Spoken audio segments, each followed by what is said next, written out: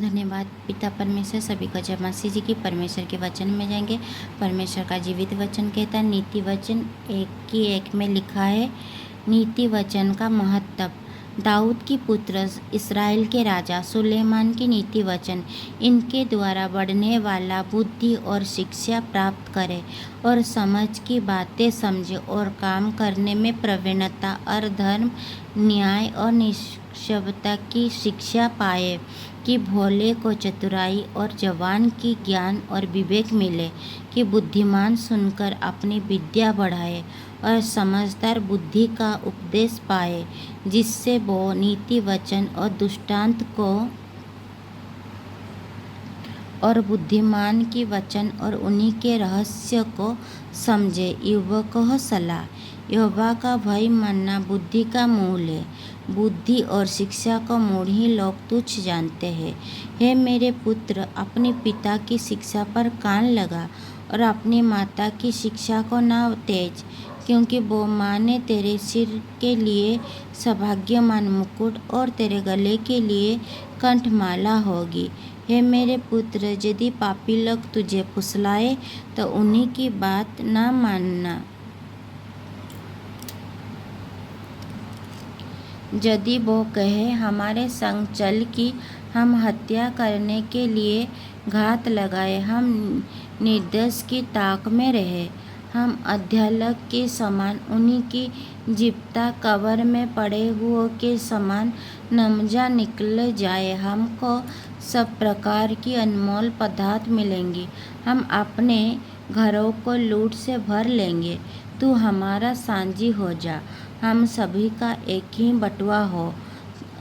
तो हे मेरे पुत्र, तू उन्हीं की संग मार में ना चलना, पर उन्हीं की डगर में पाँव भी ना रखना, क्योंकि वो बुराई करने को दौड़ते हैं और हत्या करने को फुर्ती करते हैं, क्योंकि पक्षी के देखते हुए जाल फैलाना व्यर्थ होता है, और ये लोग तो अपने ही हत्या करने के लिए घात लगाते हैं और अपने ही प्राण की घात में रहते हैं। सब लालचियों की चाल ऐसी ही होती है, उनका प्राण लालच ही के कारण नष्ट हो जाते हैं। यसमीन बुद्धि की पुकार।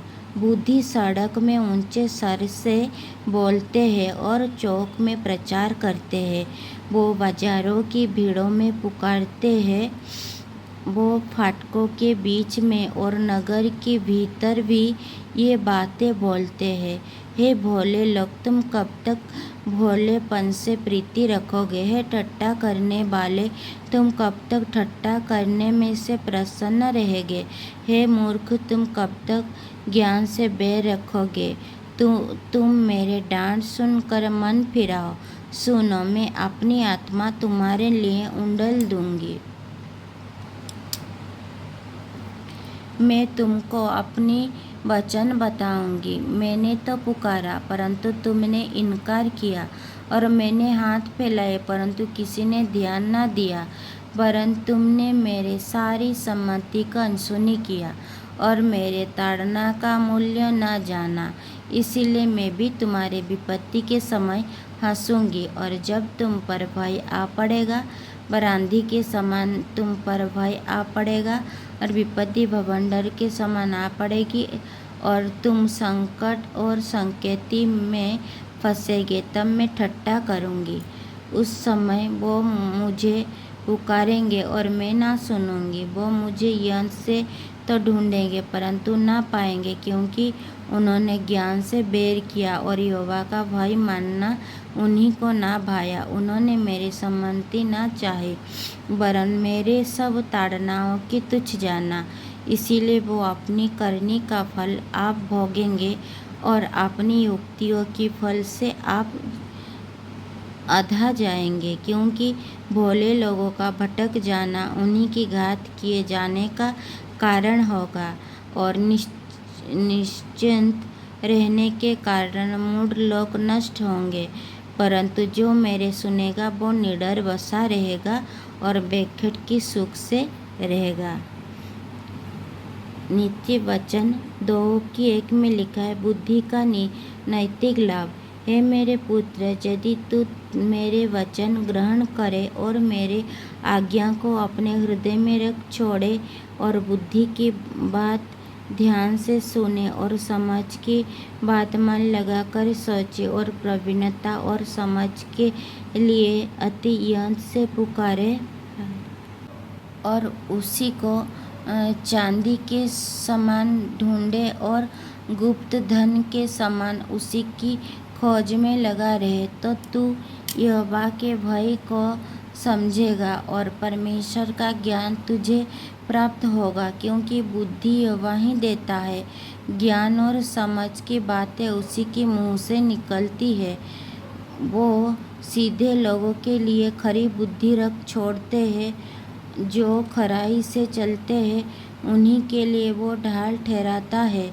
वो न्याय के पथों की देखभाल करता और अपने भक्तों की मार्ग की रक्षा करता है।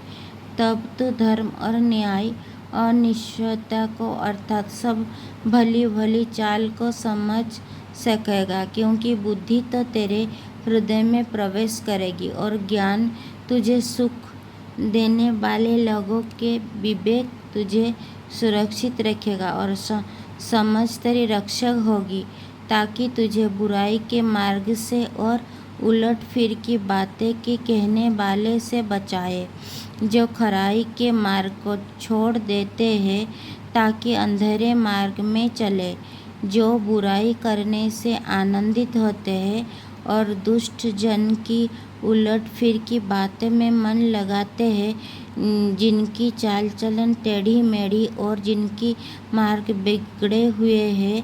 तब तू फरायो स्त्री से भी बचेगा, जो चिकनी चुपड़ी बातें बोलते हैं और अपनी जवानी की साथी को छोड़ देती और जो अपने परमेश्वर की वाचा को भूल जाती है। उसका घर मृत्यु की ढलान पर है और उसी की डगरी मरे हुओं के बीच पहुंची है। जो उसी के पास जाते हैं उनमें से कोई भी लौट कर नहीं आता और न वो जीवन का मार्ग पाते हैं। तू भोले मनुष्यों के मार्ग में चल और धर्मियों की पथ को पकड़ रहे, क्योंकि धर्मी लोग देश में बसे रहेगा और खरे लोग ही उसी में बने रहेंगे। दुष्ट लोग देश में से नष्ट होंगे और विश्वासघाती उसी में उखाड़े जाएंगे। इस आमीन हालेलुया। जितने भी भाई और बहन इस वचन को पढ़े सुने जाने, प्रभु आप लोगों को ढेर सारा आशीष दे और बहुत ऐसे आशीष दे, यीशु मसीह की सामर्थ्य नाम में आमीन आमीन हालेलुया हालेलुया। सभी को मेरी तरफ से गॉड ब्लेस यू।